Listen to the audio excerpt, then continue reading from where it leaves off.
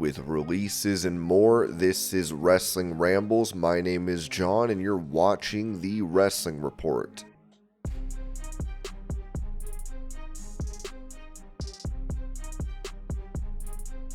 Talking about Jacob Fatu's involvement with the Bloodline in WWE, Rikishi noted on his Off the Top podcast, "I tell you one thing, as much heat as that kid Jacob is getting for the time being, and not really for me because you and I know who Jacob really is, I still feel Jacob has not performed or been given the opportunity to let him showcase his real skills. When I say this kid is bad, he is just absolutely talented. The world haven't seen that. All you guys seen was snippets, but you can imagine the day even if they were to put him against, I'm just gonna say Braun Breaker, if they put Jacob against Braun Breaker, I can almost tell you people are gonna turn Jacob babyface. You could just feel the vibes. You can see it. There's 4 of them there in the new Bloodline, but you can almost feel like Jacob's gonna snap one day on these guys."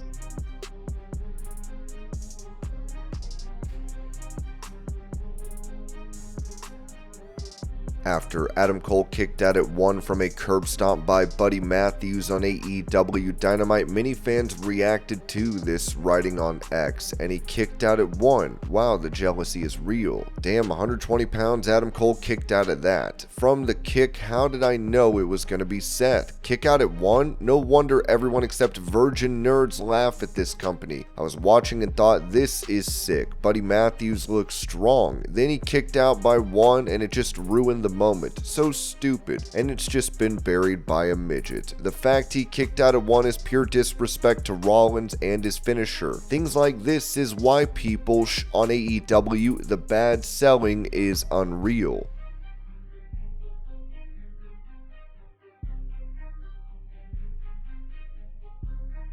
Providing an update on AEW star Kenny Omega, Wrestling Inc. wrote that former AEW World Champion Kenny Omega hasn't wrestled since December of last year, but it sounds as though that could soon change. Today's Wrestling Observer newsletter includes another update on Omega, with writer Dave Meltzer stating that Omega has begun discussing his return in more certain terms. Additionally, if it wasn't obvious from watching how things played out between Omega and the Elite the last time he was on AEW TV, there is a plan in place for a rematch between Omega and Kazuchika Okada. If they were to have another match, it would be the 5th time that the two wrestle in singles competition, with their previous matches in New Japan Pro Wrestling receiving great acclaim from fans and critics. Meltzer noted that if the decision is made to run the match back, the two wrestlers will have a lot to live up to. Today's report is one of several signs that Omega is approaching an in-ring return. Earlier this week, it was announced that Omega will be in attendance at NJPW Power Struggle on November 4th, following up on several months of interviews and teases involving Omega and NJPW President Hiroshi Tanahashi. On top of that, Omega's tag team partner Kota Ibushi provided a health update on the AEW star last month, sharing his belief that Omega was 2 or 3 months away from wrestling again. Last December, Omega suffered a serious case of diverticulitis that he learned could have been life-threatening, especially if doctors had not discovered it when they did. The wrestler has since undergone surgery for the condition and has spent much of the last year recovering. Omega did make a couple of memorable appearances before being written off AEW TV earlier this year, with the wrestler set to pick up a feud against Okada and the Elite whenever he returns.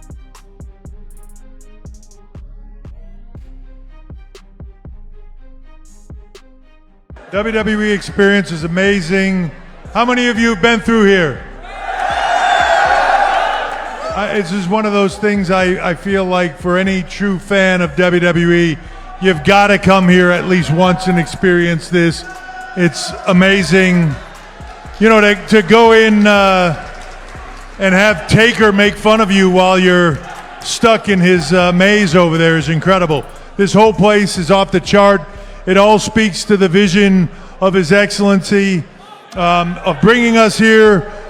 This is our 12th time here. It's an incredible experience every time, and it gets more and more incredible every year because of all of you.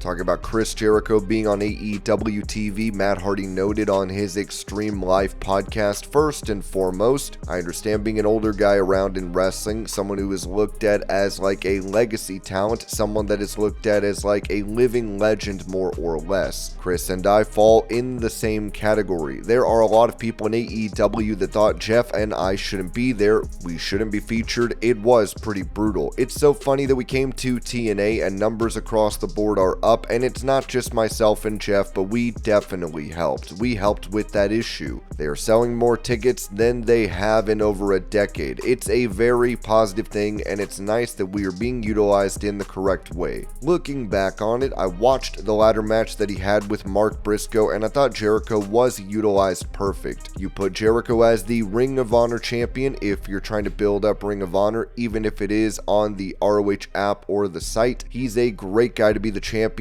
and feature him. That match where he wrestled Mark Briscoe, it elevated Mark Briscoe in my opinion watching it. The finish, he was just such a chicken heel. The way Big Bill put him on his shoulders and carried him off the ladder. I think the people that say Chris Jericho should not be on TV at this stage of the game, I just think they're absolutely wrong. I think he has a benefit. I think he adds a lot to pro wrestling.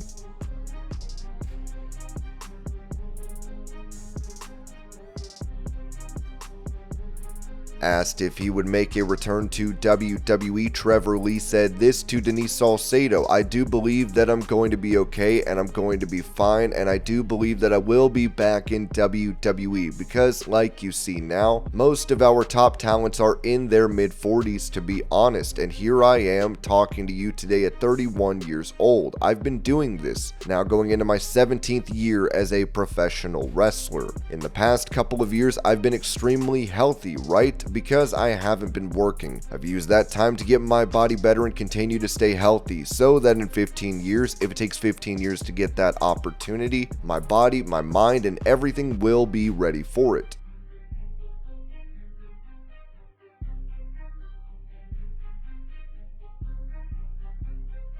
During that same interview, Trevor Lee mentioned this about potentially joining AEW. Yeah, of course, I'd like to work anywhere, you know what I mean? And I don't want the narrative to be that I only want to wrestle for WWE, but I also don't want to just be the guy. I was in WWE in these other companies. If I'm going to appear in another company, I want it to be in a way that I feel I deserve, to come in as a top talent with a clear direction. I don't want to just come in because the money's there. I'm excited to work absolutely anywhere.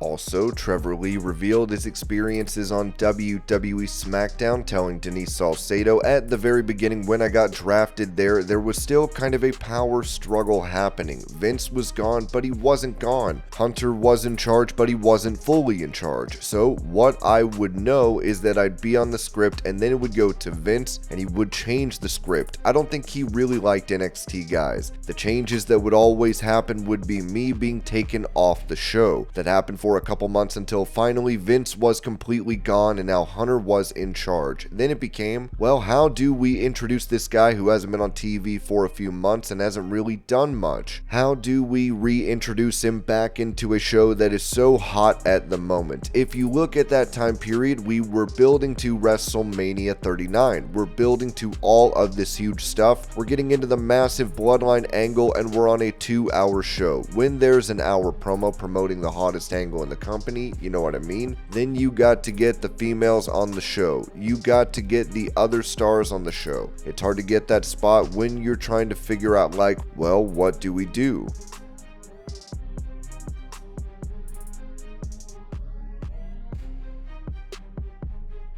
Touching on the retirement tour for John Cena next year, Zilla Fatu told Muscle Man Malcolm, I have met John Cena before, plenty of times. I would love to wrestle John Cena. Who wouldn't? Just have the bragging rights to say you wrestled John Cena. I think that's dope. I don't care if I do care if I win. But he's a legend, definitely a Hall of Famer, so I would love to put him on my resume for sure.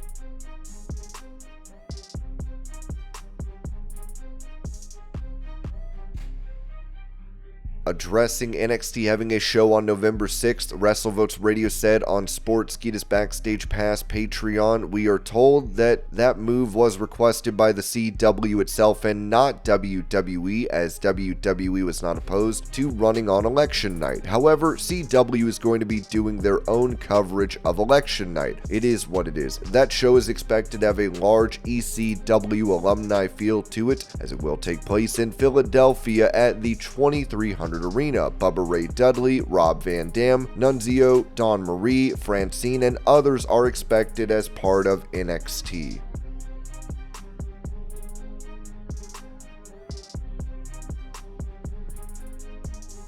It appears that WWE has let go of multiple stars, with Ringside News writing that WWE has seen many superstars leave the company over the years. Every story is different, but it appears that they are preparing to say goodbye to 3 more talented wrestlers. Sean Ross Sapp has reported on Fightful Select that Tegan Knox, Baron Corbin, and Indy Hartwell are leaving WWE. It was not noted exactly why they are departing. WWE has seen a few surprising names depart from the company this year. Becky Lynch, Ricochet, Bobby Lashley, and more have bid WWE farewell. Now we have 3 more names to add to that list. WWE has been going through quite a transition over the past year since Endeavor stepped in and merged WWE with UFC. They've also inked new deals with some impressive talent along the way. Taking to X, Baron Corbin reacted to his release from WWE writing, "That's all she wrote, folks. It's been real and I appreciate everyone who supported me."